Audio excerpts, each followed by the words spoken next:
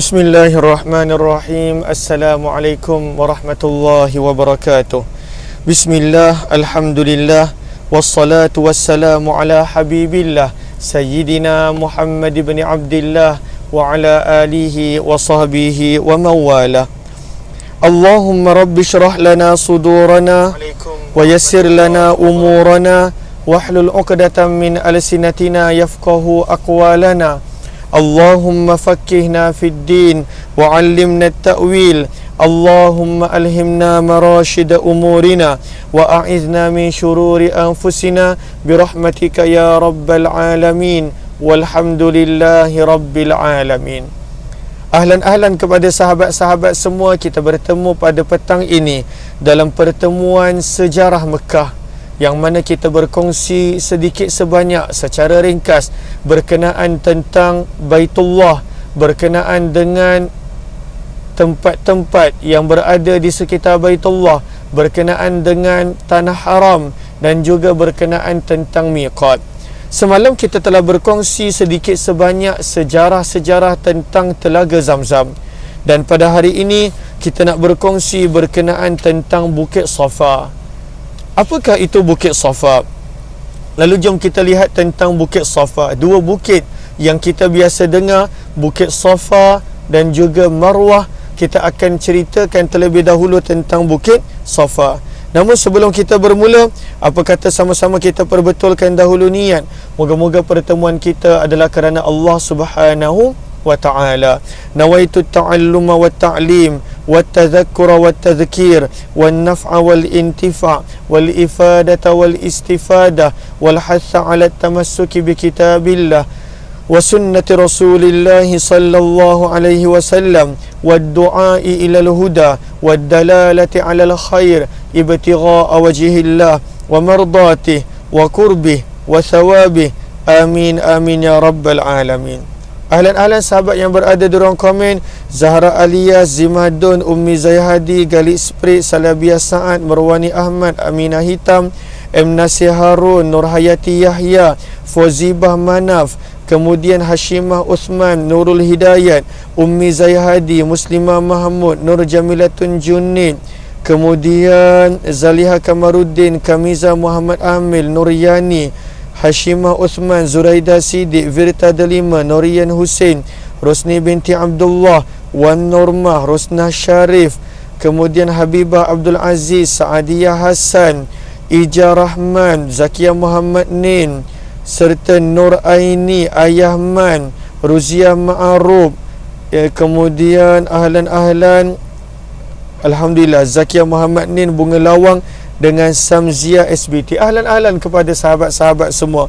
Masya Allah, ramai yang bersama. Mohon sebaik sahabat-sahabat yang berada untuk bantu share, bantu untuk kongsi, bantu untuk sebar luas, tag rakan-rakan yang lain.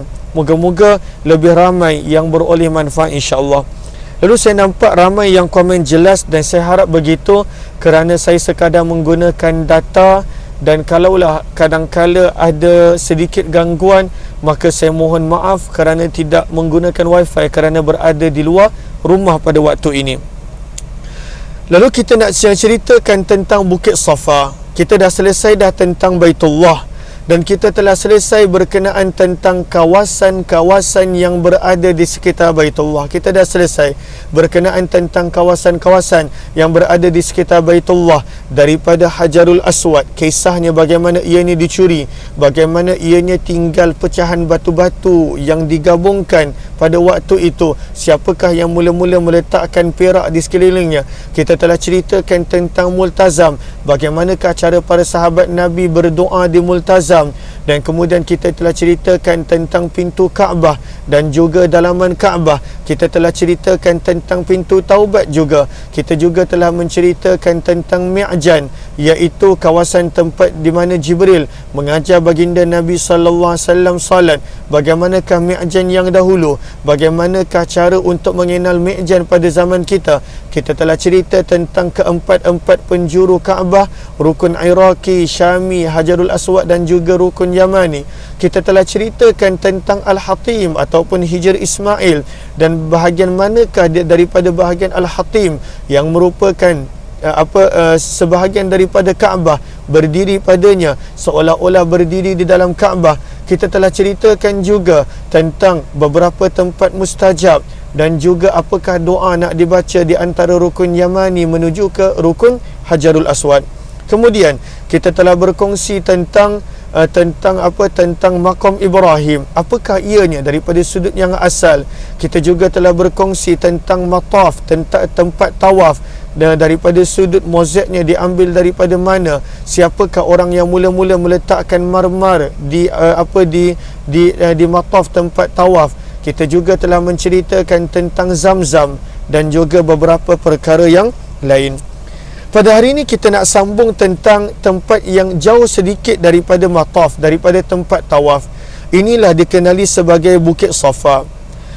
Apakah Bukit Safa? Maka kita lihat, Safa istilahnya adalah sebuah bukit kecil ataupun anak bukit yang berada pada jarak lebih kurang 130 meter daripada Kaabah. Lebih kurang 130 meter bahkan daripada kawasan tempat tawaf. Lalu ianya tak jauh, sangat dekat dengan Kaabah dan juga Masjidil Haram. Ianya sebuah anak bukit. Kenapakah disebut anak bukit? Kerana kata para ulama sirah, ianya pada asal bercantum dengan Bukit Abu Qubais. Bukit Safa pada asalnya bercantum dengan Bukit Abu Qubais. Di manakah Bukit Abu Qubais? Bukit yang mana didirikan istana di sebelah Masjidil Haram, yang mana daripada hotel di mana kita biasa duduk di Safa Tower ataupun daripada kawasan Ajiat, maka pada waktu tu kita nampak ada istana. Sebenarnya Bukit Abu Qubais bercantum dengan Bukit Safa, dan kemudian harinya dipisahkan, dibuat laluan ketika mana kita nak balik daripada tempat sa'i menuju ke hotel kita. Lalu asalnya ianya adalah anak bukit. Zaman kita ianya telah ditutup dengan binaan Bukit Safa. Di sini Allah berfirman di dalam suratul Baqarah pada ayat 158, firman Allah, Innas Safa, sesungguhnya Bukit Safa, wal Marwah, dan juga Marwah, min sya'airillah, adalah sebahagian daripada syiar-syiar Allah Subhanahu wa taala. Lalu disebutkan dalam Al-Quran. Lalu Bukit Safa, lalu poin dia pertama, ianya adalah anak bukit yang berhampiran dengan Kaabah dan Masjidil Haram. Zaman kita dah termasuk dalam Masjidil Haram. Zaman dahulu ianya terletak di luar Masjidil Haram. Dan poin yang kedua adalah ianya asalnya adalah bercantum dengan Bukit Abu Qubais yang terletak bersebelahan dengan Bukit Safa. Namun zaman kita telah dipisahkan, bahkan dibuat laluan di antara Bukit Safa dan juga Bukit Abu Qubais. Apakah sirah-sirah, sejarah-sejarah yang ada di Bukit Safa? Kita akan kongsikan mana yang sempat, insya-Allah. Ahlan-ahlan kepada sahabat yang baru join, kepada sahabat-sahabat yang rasa ianya bermanfaat, ada sedikit sebanyak pengetahuan yang diperolehi, mohon jasa baik untuk bantu share, bantu untuk tag rakan-rakan yang lain, bantu untuk kongsikan supaya kita kenal. Okey. Lalu adakah sahabat-sahabat dah kenal Bukit Safa dan juga Bukit Abu Qubais? Kata para ulama hadis dan juga para ulama sirah, Bukit Abu Qubais dan juga berhampiran dengan itu adanya Bukit Qayqa'an, Qaf ya Qaf Ain Alif Nun. Sebenarnya kedua bukit inilah ketika mana penduduk Taif pada waktu itu membaling batu kepada Nabi, dan Jibril bertemu dengan Nabi SAW di Wadi Nakhlah membawa malaikat gunung. Sebenarnya malaikat gunung offer kepada Nabi untuk menghancurkan penduduk Taif dengan kedua bukit yang berada di Mekah ini, iaitu Bukit Abu Qubais yang berada bersebelahan dengan Safa dan juga Bukit Qayqa'an, Qaf ya Qaf Ain Alif Nun. Lalu itu cerita lain tentang Bukit Abu Qubais dan juga Bukit Qayqa'an. Okey. Lalu apakah sirah yang ada di Bukit Safa? Sirah yang pertama, ketika mana baginda Nabi SAW mendapat wahyu pada usia baginda 40 tahun 6 bulan. Itu waktu Nabi terima wahyu pertama. pada usia 40 tahun 6 bulan. Ketika mana usia Nabi 40 tahun, Nabi pada waktu itu telah mula mendapat permulaan wahyu. Yang kalau sesiapa yang jawab ataupun follow tentang Q&A, kenali sirah anda, yang mana antara soalan-soalan yang saya tanya beberapa malam yang lepas adalah apakah permulaan wahyu? Maka permulaan wahyu bukannya Iqra. Ketika mana usia Nabi 40 tahun, beberapa bulan sebelum menerima wahyu pertama, Nabi pada waktu itu dah mula nampak ar-ru'ya salihah, mimpi-mimpi yang benar, mimpi yang jelas. Antara tanda-tanda sebelum Nabi menjadi Rasul lagi adalah batu-batu di sekitar Mekah mula memberi salam kepada baginda Nabi sallallahu alaihi wasallam. Ketika mana usia Nabi dah tiba 40 tahun 6 bulan, pada bulan Ramadan barulah Nabi menerima wahyu pertama, iaitu ayat 1 hingga 5 daripada surah Iqra. Lalu ketika mana baginda Nabi sallallahu alaihi wasallam, Allahumma salli ala Sayyidina Muhammad, ketika mana hari ini, ya memang saya tak sempat nak tukar sahabat-sahabat, lalu saya akan tukar kejap lagi. Terima kasih. Memang saya perasan sebab nak cari tempat berhenti tadi, memang Allahumma salli ala Sayyidina Muhammad, Allahumma salli ala Sayyidina Muhammad, nak cari tempat berhenti tadi, sebab kalau sahabat perasan saya dalam kereta, lalu cabaran dia nak cari tempat berhenti sebab saya tak boleh buat live tengah bawa kereta. Yang kedua, bila cari tempat berhenti pula, kena tengok line internet. Kadang-kala nak cari satu tempat berhenti, maka pada waktu itu perlukan 2-3 kali tempat. Berhenti tempat pertama tak ada line, berhenti tempat kedua tak ada line. Lalu sebab itu saya harap sahabat-sahabat tak fokus pada tarikh, sebab kalau perasan pun saya tak letak siri, sebab memang tak sempat, terkejar-kejar tadi nak berhenti. Saya harap sahabat fokus kepada apa yang kita nak kongsikan. Namun saya ucapkan terima kasih ke atas makluman dan teguran, sebab sebenarnya ini adalah copy paste daripada semalam. Saya nampak ni semalam, dan pada waktu itu kita sekadar share apa yang kita sempat buat. Sama macam pagi tadi Hayati Quran pun saya tak sempat tukar tarikh dan sebagainya, sebab sebelum tu dah ada program lain, maka terus buat Hayati Quran. Okey, jom kita fokus kepada sirah, sebab saya pun tak boleh buat lama pada malam ini. Okey, Allahumma salli ala Sayyidina Muhammad wa ala ali Sayyidina Muhammad. Okey, mana tadi kita cerita pun dah hilang. Okey, kejap. Okey, cerita tentang lalu ketika mana baginda Nabi sallallahu alaihi wasallam. Okey, saya akan tutup komen sekejap, saya tak baca komen. Okey, ketika mana baginda Nabi sallallahu alaihi wasallam berusia 40 tahun 6 bulan. Ini semua kepada yang pernah join Ar-Rahiqul Maktum, maka dah pernah baca. Kalau lupa, maka kita akan ulang balik. Pada usia 40 tahun 6 bulan, baginda Nabi sallallahu alaihi wasallam menerima wahyu pertama. Tetapi bila Nabi menerima wahyu pertama, Nabi belum dapat perintah untuk berdakwah secara terbuka, belum dapat. Lalu selama lebih kurang 3 tahun beberapa bulan, Nabi berdakwah secara sembunyi-sembunyi. Lalu Nabi SAW pada waktu itu ajak orang-orang yang Nabi percaya, orang-orang yang dekat dengan baginda Nabi SAW, isteri baginda, anak saudara baginda Sayyidina Ali, Sayyidina Abu Bakar, orang-orang yang Nabi SAW percaya. Lalu ini cara dakwah Nabi, dikenali sebagai dakwatus sir, iaitu dakwah secara sembunyi-sembunyi. Dan ianya untuk masa yang lama, lebih kurang 3 tahun. Dan Nabi tak dakwah lagi secara terbuka. Sehinggalah ketika mana kita baca dalam kitab Ar-Rahiqul Maktum dalam sirah, ketika mana turunnya ayat daripada surah Asy-Syu'ara, ayat yang ke-214.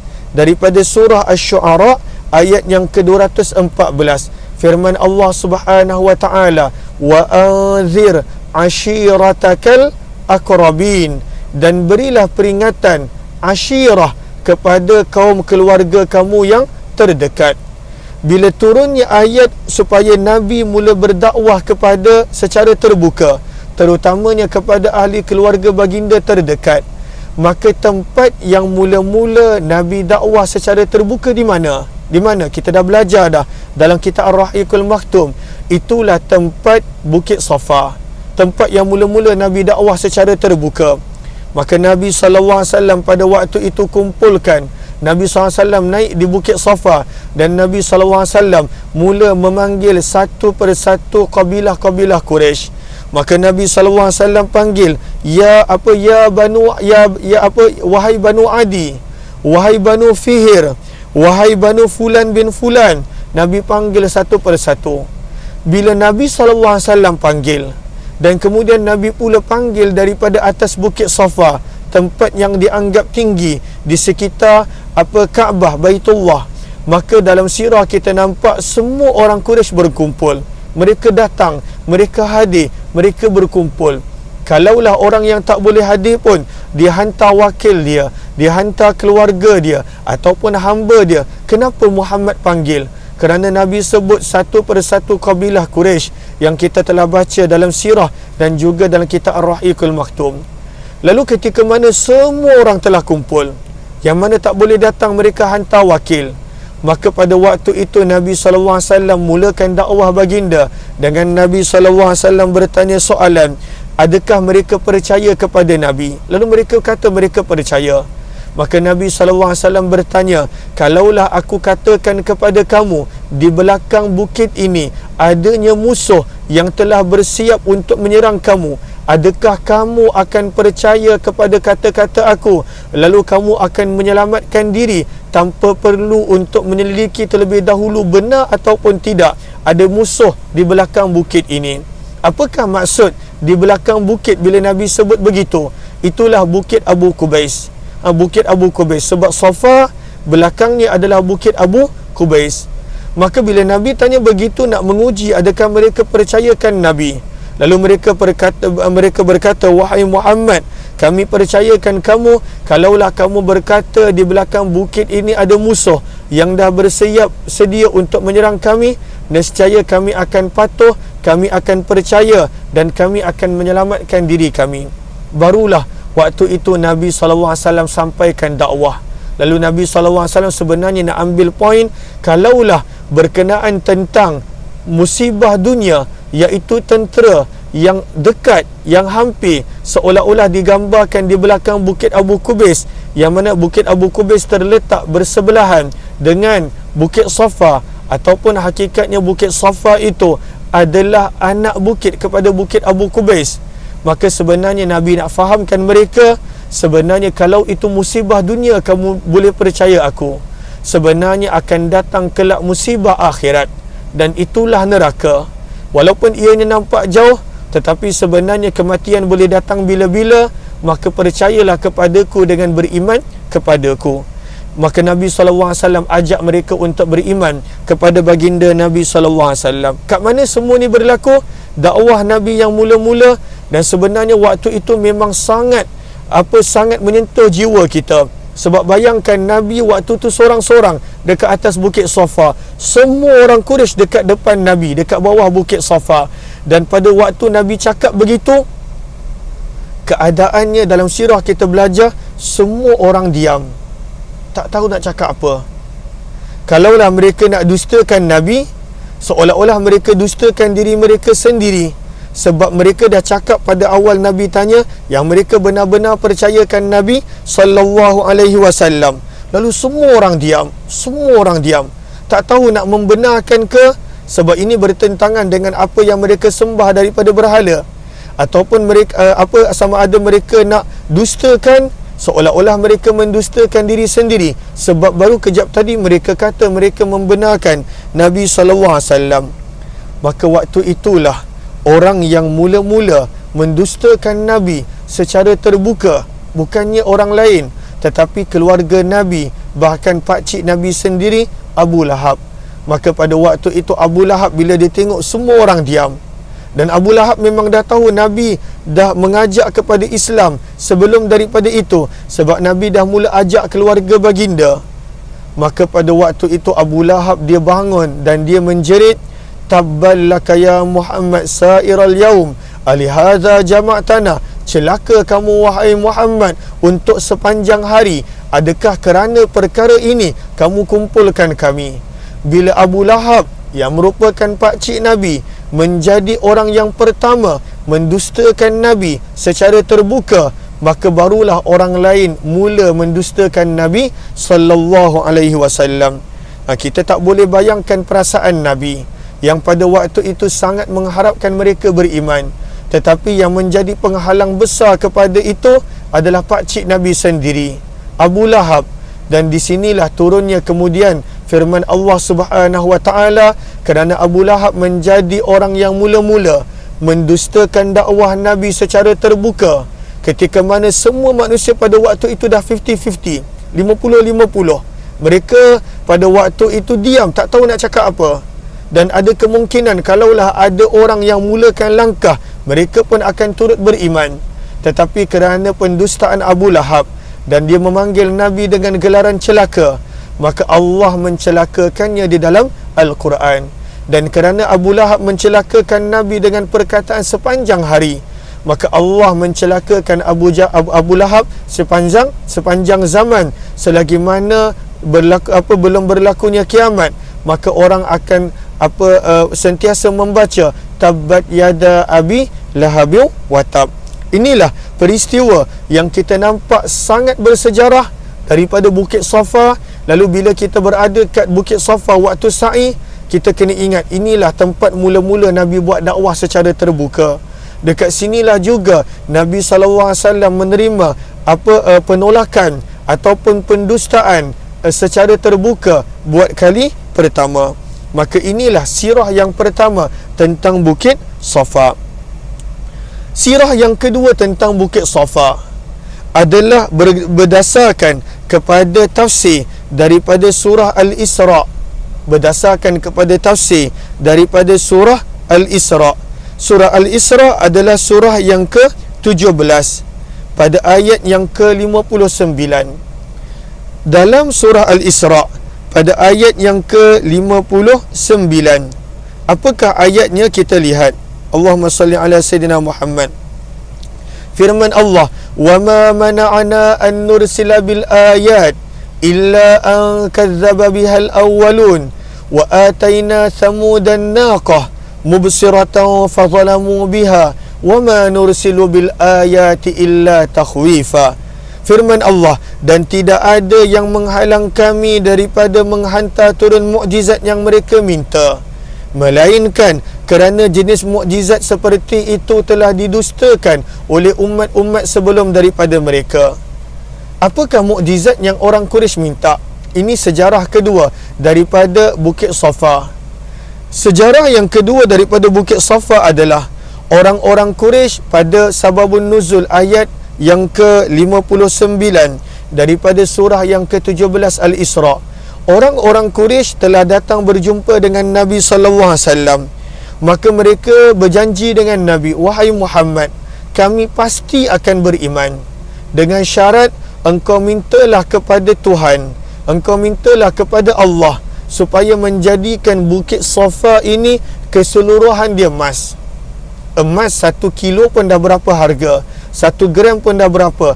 Mereka minta keseluruhan Bukit Safa bertukar menjadi emas. Lalu mereka berkata, wahai Muhammad, minta kepada Tuhan yang mana jadikan keseluruhan Bukit Safa ini adalah emas. Kalaulah keseluruhan Bukit Safa ini menjadi emas, nescaya kami berjanji semua daripada kami akan beriman. Maka pada waktu itu baginda Nabi sallallahu alaihi wasallam pada waktu itu bertanya balik, adakah kalian benar-benar akan beriman kalaulah Tuhan menjadikan, kalaulah Allah menjadikan ini sebagai salah satu daripada sebagai emas? Maka pada waktu itu mereka menjawab ya. Kata Abdullah bin Abbas, maka Nabi SAW memohon kepada Allah Subhanahu Wa Taala agar dikurniakan kepada baginda Bukit Safa ini menjadi sebagai emas. Maka Jibril pun turun. Maka Jibril turun berkata kepada baginda Nabi SAW, wahai Muhammad, sesungguhnya Tuhanmu mengutuskan salam dan Tuhanmu berfirman, wahai Muhammad, jika engkau benar-benar mengkehendaki, maka akan ditukarkan Bukit Safa ini menjadi emas. Namun dengan syarat, kalaulah orang-orang Quraisy tidak beriman, nescaya mereka akan diazab, mereka akan diseksa dengan siksaan yang belum pernah Allah timpakan kepada mana-mana umat yang sebelum daripada ini, dengan syarat mereka beriman. Kalaulah mereka tak beriman, mereka akan kena azab teruk, siksaan yang teruk. Maka pada waktu itu baginda Nabi SAW bersabda, wahai Jibril, maka kalaulah begitu jangan ditunaikan permintaan ini. Sebab itu firman Allah pada ayat 59, dan tidak ada yang menghalang kami untuk mengutuskan mukjizat-mukjizat yang mereka minta, yang mereka inginkan, illa an kadzdzaba bihal awwalun, kecuali sebenarnya mukjizat-mukjizat yang mereka minta yang luar biasa ini telah didustakan oleh umat-umat sebelum daripada mereka. Sebagai contoh, Allah berfirman, wa ataina samudan naqah, dan kami telah berikan kepada kaum Samud akan unta yang keluar daripada batu. Mereka berjanji, kalaulah keluar unta daripada batu besar ini kami beriman, dengan syarat unta itu mestilah hamil, unta itu mestilah dah bunting. Maka pada waktu itu Allah tunaikan permintaan mereka, dan pada waktu itu mereka tetap kufur, bahkan mereka bunuh unta tersebut. Maka Allah telah datangkan azab kepada kaum Samud. Sebab itu firman Allah Subhanahu wa taala, wa ma nursilu bil ayati illa takhwifa. Lalu sebenarnya ini adalah sirah yang kedua berkenaan tentang Bukit Safa. Sirah yang ketiga berkenaan tentang Bukit Safa adalah penyebab kepada berimannya Hamzah bin Abdul Muttalib, pakcik Nabi SAW. Ahlan-ahlan kepada sahabat-sahabat yang baru join, mohon jasa baik untuk bantu share, bantu untuk kongsi, bantu untuk sebar luas tag rakan-rakan yang lain. Moga-moga lebih ramai yang beroleh manfaat. Kisah yang ketiga adalah kita belajar bagaimana masuknya Islam Hamzah bin Abdul Muttalib. Hamzah bin Abdul Muttalib, antara sebab dia masuk Islam adalah ketika mana dia balik daripada memburu. Maka salah seorang daripada hamba perempuannya datang berjumpa dengan dia dan marah-marah dia, padahal hamba perempuan dia. Dia kata, wahai Hamzah, wahai tuan, engkau seorang yang pengecut, engkau seorang yang tak berani. Bagaimana orang Quraisy telah memukul anak saudaramu Muhammad dan kamu tidak melakukan apa-apa tindakan. Maka bila Abu Jahal dengar Nabi SAW, bila Hamzah mendengar yang Nabi SAW kena pukul, maka dia bergegas mencari Abu Jahal. Pada waktu itu dia melihat Abu Jahal sedang berehat di Kaabah, maka dia telah pukul Abu Jahal dengan pedang dia, dan dia telah pukul Abu Jahal dengan busur panah dia. Maka berdarah muka Abu Jahal. Maka Abu Jahal bertanya, wahai Hamzah, kenapa engkau marah? Engkau bukan pun mengikut agama anak saudaramu. Maka waktu itulah Hamzah mengatakan, ya, aku mengikut agama anak saudaraku. Dan semenjak itulah Hamzah masuk Islam. Kata para ulama sirah, di manakah contohnya dalam yang seperti yang ada dalam sirah Ibnu Hisham, dekat manakah Nabi kena pukul dengan teruk oleh Abu Jahal dan juga pengikut-pengikutnya? Maka Nabi SAW kena pukul dengan Abu Jahal dengan teruk adalah di Bukit Safa. Nabi SAW kena pukul dengan teruk oleh dengan Abu Jahal adalah di Bukit Safa. Sebab itu Abu Jahal pukul Nabi ketika mana Nabi SAW di Bukit Safa. Dia pukul kepala Nabi dengan batu sehingga terluka dan mengalir darah. Bila Hamzah dapat tahu, dia pukul balik Abu Jahal, dan semenjak daripada itu Hamzah telah masuk Islam. Ini adalah sirah yang ketiga tentang Bukit Safa yang ada kaitan dengan baginda Nabi SAW. Sirah yang keempat tentang Bukit Safa, insya-Allah kita akan sambung esok. Moga-moga bermanfaat pertemuan ini, moga-moga adanya kebaikan insya-Allah. Lalu ini 3 cerita yang kita dah belajar berkenaan tentang Bukit Safa. Ada banyak sebenarnya berkaitan dengan Nabi. Tadi kita dah sebut ianya adalah anak bukit kepada Bukit Abu Qubais yang bersebelahannya, tetapi zaman kita telah dibuat jalan, telah dipecahkan di antara Bukit Safa dan juga Bukit Abu Qubais. Yang keduanya, kemudian ianya adalah tempat pertama Nabi SAW berdakwah secara terbuka, dan disitulah Nabi telah didustakan secara terbuka oleh Abu Lahab. Kemudian ianya juga adalah tempat di mana orang Quraisy pernah minta kepada Nabi supaya menukarkan ia kepada emas. Dan kemudian yang ketiga, di sinilah tempat Abu Jahal memukul baginda Nabi sallallahu alaihi wasallam. Apakah sirah-sirah yang lain tentang Bukit Safa? InsyaAllah kita akan sambung pada kemudian hari. Moga-moga bermanfaat, moga-moga adanya kebaikan, moga-moga Allah Subhanahu wa taala jadikan next time bila kita sampai ke Bukit Safa, bukan sekadar kita nak cepat-cepat habis sa'i, tetapi kita boleh menghayati perjalanan sirah baginda Nabi sallallahu alaihi wasallam di Bukit Safa. Kepada sahabat-sahabat yang ingin untuk mendaftar dengan korban di Mekah, boleh sahaja tekan link di ruang komen. Kita jumpa petang nanti jam 6 petang jika diizinkan oleh Allah Subhanahu wa taala. Jumpa lagi. Terima kasih semua kepada yang kali pertama join, jemput join Telegram channel Kuliah Ummah Aziz. Assalamualaikum warahmatullahi wabarakatuh.